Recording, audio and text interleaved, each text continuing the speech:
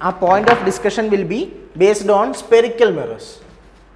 Our point of discussion will be based on spherical mirrors. What are spherical mirrors? Spherical mirrors are mirrors which have curved reflecting surfaces. The reflecting surfaces of the mirrors which is curved, those type of mirrors are called spherical mirrors. You know these also, you have studied this also in your lower classes, and there are two types of mirrors.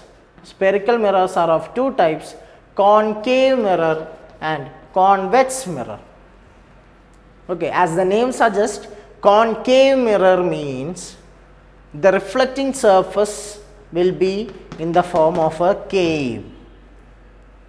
This portion which I have marked it like this is the rough portion. You have to denote or represent a mirror like this. Whenever you are representing a mirror, one side will be rough. That means if you take a glass piece, we can see from the other side. If I am holding it like this, my face can be seen by you when you are standing in front of me, because it is transparent. The light rays from my face will be transferred through the glass mirror and glass piece, and it will be seen to you, isn't it? But when I am painting one side, when I am coating one side with silver, okay, that means when I am not allowing the light rays to pass through it, what will happen?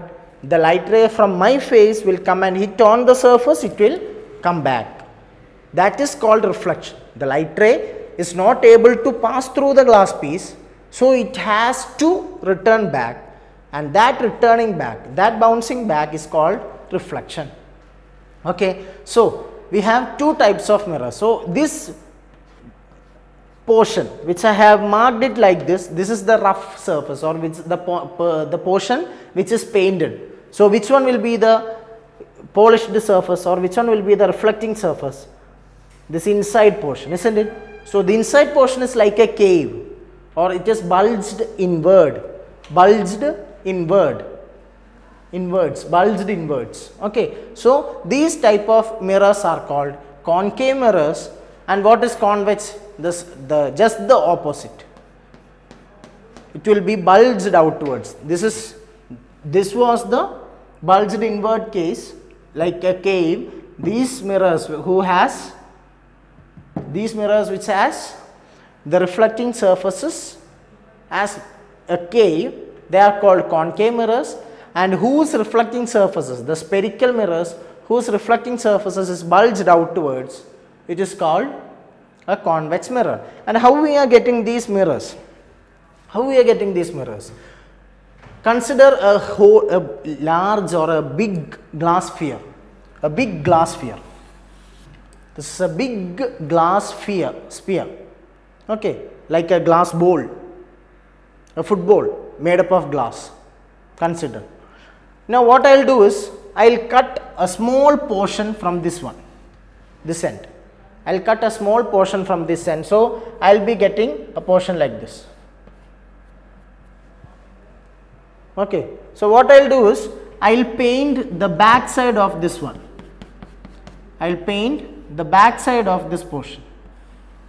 So now what I got? A polished surface with bulged inwards reflecting surface. That is called concave mirror.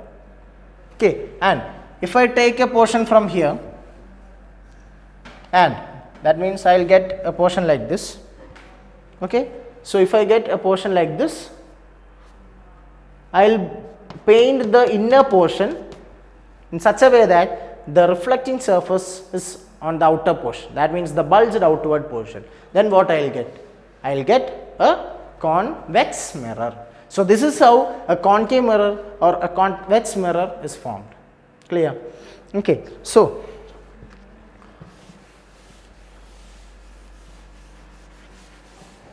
this concave mirror and convex mirror are the point of discussion for our light chapter. Okay, we will be discussing how we are able to see through a concave mirror or a convex mirror. In a plane mirror, we will get erect image. I have told you what is erect. Erect image as well as virtual image. But in the case of concave and convex mirror, in the case of spherical mirrors, both erect as well as real images, erect as well as inverted images, real as well as virtual images are formed in these mirrors, but at different conditions. So we have to study those conditions. When is a virtual image formed? In concave mirror. When is a real image formed? In concave mirror. When is a inverted image formed? In convex mirror, etc. We have to study, and these different positions or these different kinds of images are formed with different conditions. So we will be studying these conditions. These different conditions will be studied by us. Clear? Okay. So now, when you are studying about the spherical mirrors, there are important terms to be studied with respect to these spherical mirrors. There are different terms to be studied with respect to these spherical mirrors. So I will take the case of a concave mirror. Okay, I will take the case of a concave mirror. So I have told you this concave mirror was initially part of a large sphere. This concave mirror was initially part of a large sphere. Okay. So this large sphere will surely have a radius. That means it will surely have a center, isn't it? If we consider a huge circle, that will the midpoint of that circle is the center. So sphere will also have a midpoint, and that midpoint is called the center, isn't it? Okay. So there will be a center, an imaginary center for this concave mirror, whichever mirror it is. If it is concave or convex, the spherical mirror will have a center, and that center will be the center of the original sphere to which this mirror was part of at the beginning. Okay, and this center is called as center of curvature. This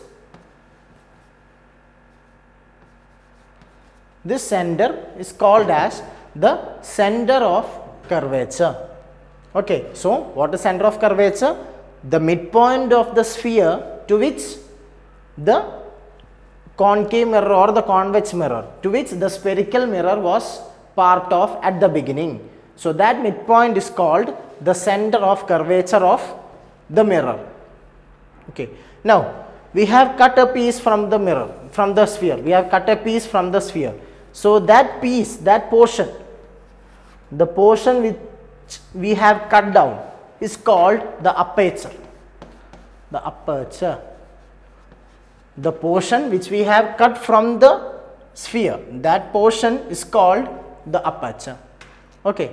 And the midpoint of the aperture, the midpoint of the aperture, the midpoint of the aperture is called P or pole. The midpoint of the aperture is called the pole. Clear? The midpoint of the aperture is called the pole. Center C, the point C, the center is the center of curvature, and that is the center of the radius to which the spherical mirror was part of at the beginning. And aperture is the portion which we have cut down from the sphere in order to make it into a spherical mirror, and the midpoint of the aperture is called pole. Now if we are drawing an imaginary line to join the pole and the center of curvature, so the imaginary line joining the pole and the center of curvature is called the principal axis. The imaginary line joining the pole and the center of curvature, we will call it as principal axis. Okay. Now listen, if we draw a circle, or I have told you the mirror, the concave or the convex mirror, the spherical mirror was part of a whole sphere. Okay. The spherical mirror was part of a whole sphere, and that sphere will have a center, and that center is, here we will call it as center of curvature. Means what? Center of curvature. And if we draw a line from the surface of the sphere to the center of curvature, what we will call? That line is called as radius, or that distance is called as the radius from the surface to the center. That line or that distance is called as the radius, isn't it? Okay, so now listen, if that point was the pole, that means the surface from the pole is also on the surface of the sphere. So from the pole, if I draw a line to the center, then what will be this distance? That distance will be the radius again, isn't it? So this distance from the pole to the center of curvature, the distance from the pole to the center of curvature, we will call it as radius of curvature. The distance from the pole to the center of curvature, we will call it as radius of curvature, and we will denote it with the letter capital R. So the distance from the pole to the center is denoted by the letter capital R, and that is radius of curvature. Okay. Now a new term, another term which we need to have idea about is focus. Maybe principal focus. And what is focus? This focus is having a lot of importance in light, or in case of our vision, because this focus is very much required for us when we are going to a doctor in order to check eyes. Okay, so we need to adjust our vision. We are not able to see some things which is placed nearby, or maybe we are not able to see a longer object. So then our eyes will be adjusted, the vision, our power of accommodation, or our ability to see has some defects, and our doctor will be allocating us, or he will be supplying us a mirror, a lens, or a specs which is having a particular focal length or particular power, and that we will be studying. We will be studying when we are moving on with the chapter. We will be having a great idea about what is the importance of this focus. Now just understand what is principal focus now. What is principal focus? So the principal focus means, I have told you there is an imaginary line joining the pole and the center of curvature, that is principal axis, and the radius of curvature is the distance from the pole to the center of curvature, the midpoint of the radius of curvature.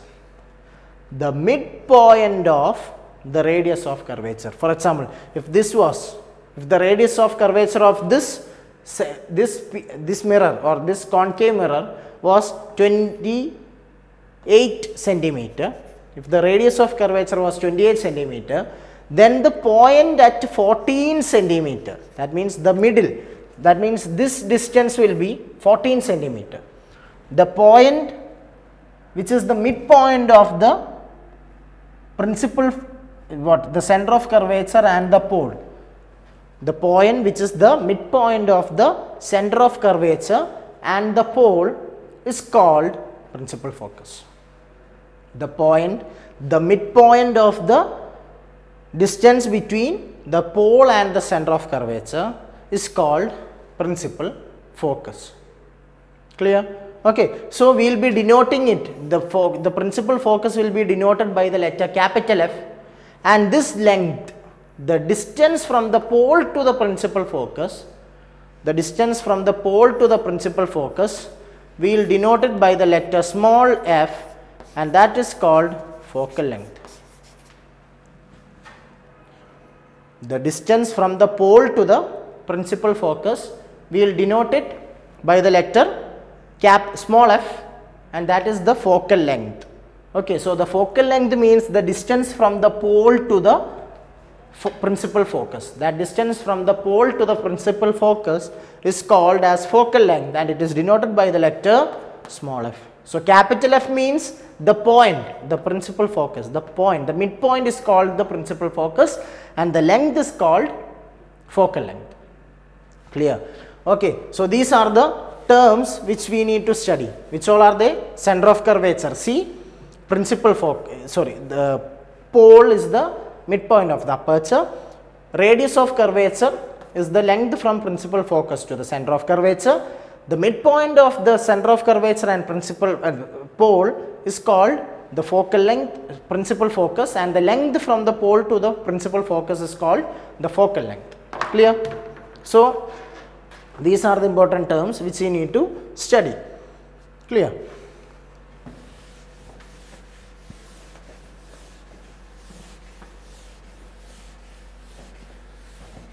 So, now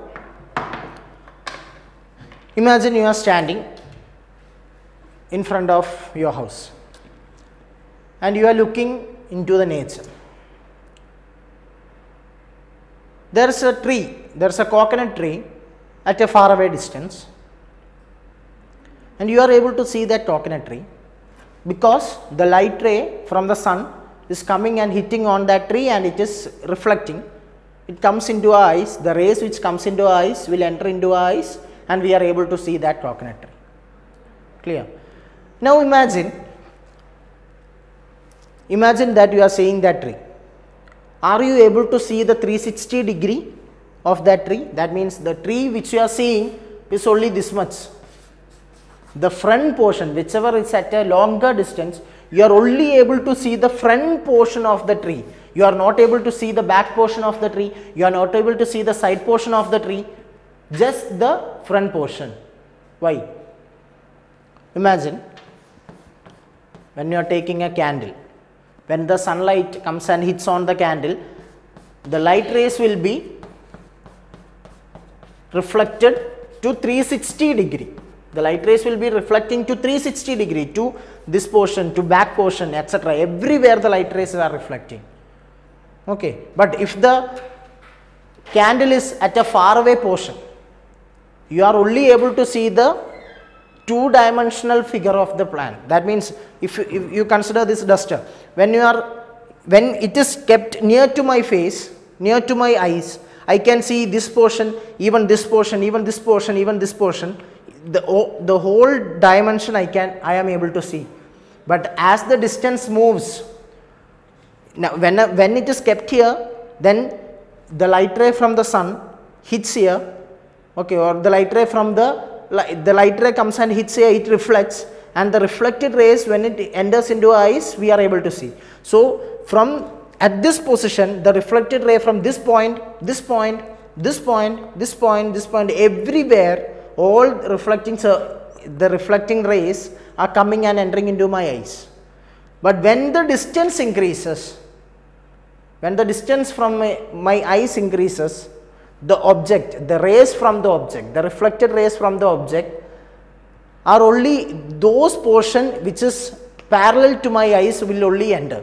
The other portion, this portion I am not able to see now. This portion I won't be able to see. This portion I won't be able to see. This portion, the down portion I won't be able to see. I will be only able to see this portion only will be seen to me. Clear? Likewise, that's why we are not able to see the back portion of the tree which is at a faraway portion. But from the back portion is also reflecting light rays, but those light rays are not able to come into our eyes, it's going to some other position. Okay, so the light rays, whichever is entering into our eyes, those only will help us to see. Okay, so whenever an object is nearby, all 360 degree reflecting rays will be entering into eyes. But whenever the object is moving, kept at a far away distance, then only the parallel rays from the eyes, that means the parallel points from the eyes only, means what, the object, the portion of the object which is kept parallel to our eyes will only be able to see, because those rays will only come and enter into our eyes. Clear? Please look.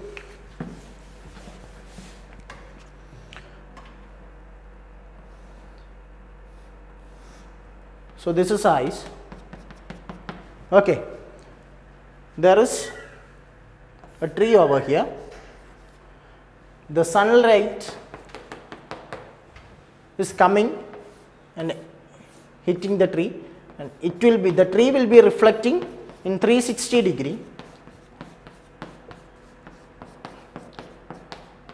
Front side, back side, all rays, the back side, front side, etc. Everywhere the light rays will be reflected. Clear? But are we able to see the back portion of the tree? No, because these rays are moving apart from the eyes. And which portion are able to see? Only these portion which the light rays will come only from the parallel portion. Okay. So this is the first thing which we need to keep in mind, that whenever we are discussing about the image, the object, the image formation, etc., if the object is at infinity, in physics we will say infinity for far away positions. Infinity is said for positions which is far away. Okay, which is far away from our eyes. If it is at a 10 meter distance, it is a infinity distance. Okay, so from there only parallel rays, like object when it is at infinity, only parallel rays will be incident.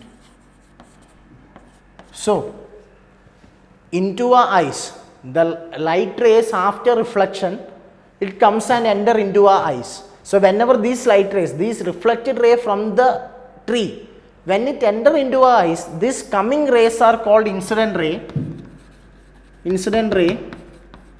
for eyes. Clear?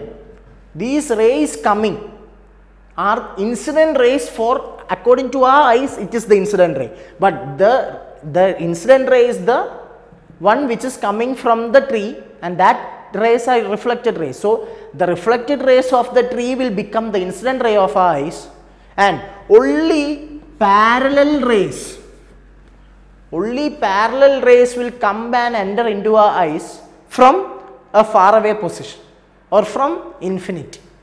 So if this is the object, this tree is the object, and the rays from the object will come and enter into our eyes, and if the object is at a far away position, at infinity, remember these terms are very much important. If it is at infinity, then only parallel rays will come. That's why we are not able to see the back side, we are not able to see the sideways of the tree which is at a far away position. Okay. And for example, if instead of the tree was at infinity, if it was here, if it was near to us, or if imagine that we are near to the tree, then we are able to see the 360 degree. I am able to see, when it is near to my eyes, I am able to see this position, this position, this position, this position, this position, the 360 degree, because all the 360 degrees, the light rays are emitted into all 360 degrees, and those 360 degree light rays can be entering into my eyes. Okay, so if any object is if the object is nearby, we are able to see the whole 360 degree view. If it is at a far away position, we are only able to see the front position. So that's why we are saying only parallel rays will be incident in case of an object at infinity. Very important, very important. Clear? So that is clear.